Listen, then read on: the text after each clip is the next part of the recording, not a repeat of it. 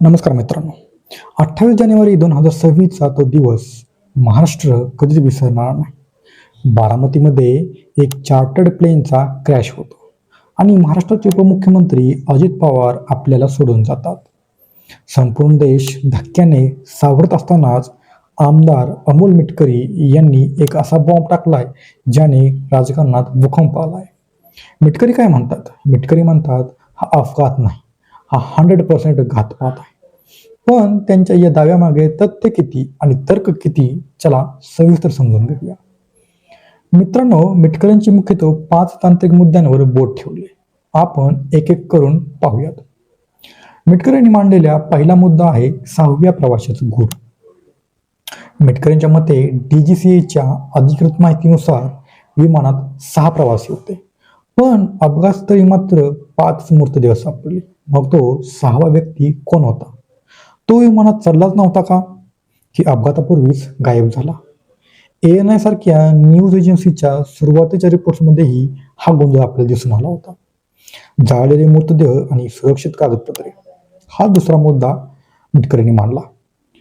हा जो मोठा प्रश्न आहे हा लॉजिकल प्रश्न आहे आणि मिटकरी म्हणतात की जेव्हा विमानाचा भीषण स्फोट होतो आणि मृतदेह ओळखण्या पलीकडे जळून खाक होतो, तेव्हा विमानातले काही कागदपत्रे आणि फाईल्स पूर्णपणे सुरक्षित कशा राहू शकतात?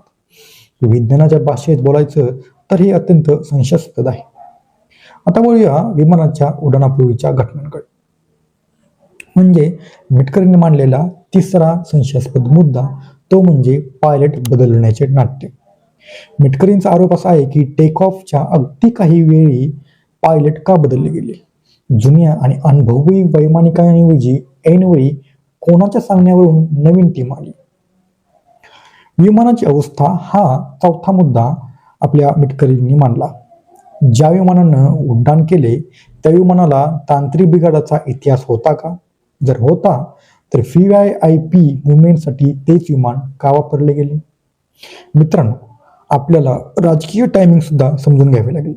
महाराष्ट्रात विलिनीकरणाच्या चर्चा आणि सत्ता संघर्ष शिगेला पोहोचला होता. अशा वेळी अजित पवारांसारख्या मोठ्या नेतृत्वाचा आणि मोठा नेता अपघाती मृत्यू होणे हे केवळ योगायोग असू शकत नाही, असा मिटकरींचा दावा आहे. त्यांनी थेट विचारले की कुणाला संपवायचं होतं? सध्या या प्रकरणाचा तपास सुरू आहे. मुख्यमंत्री देवेंद्र फडणवीस यांनी आश्वासन दिले की ब्लॅक बॉक्स हा मित्रांनो विमानामध्ये असतो. या ब्लॅक बॉक्सला अशा प्रकारे बनवलेलं असतं की तो कोणत्याही एक्स्ट्रीम कंडिशनमध्ये त्या ब्लॅक बॉक्सला काहीच होत नाही. आणि ह्या विमानामधील जो ब्लॅक बॉक्स आहे त्याच्या माध्यमातून सत्य बाहेर येईल असे मुख्यमंत्री देवेंद्र फडणवीस यांनी आश्वासन दिले. पण जोपर्यंत या प्रश्नाची उत्तरे मिळत नाहीत तोपर्यंत संशयाचा सुई कायमच राहील. तुम्हाला काय वाटतं? अमोल मिटकरींनी विचारलेले प्रश्न रास्त आहेत की हे केवळ राजकारण आहे? कमेंट्समध्ये तुमचं मत नक्की मांडा. जर तुम्हाला हा इन डेप्थ व्हिडिओ आवडला असेल तर एक लाईक करायला विसरू नका. धन्यवाद. थँक्यू.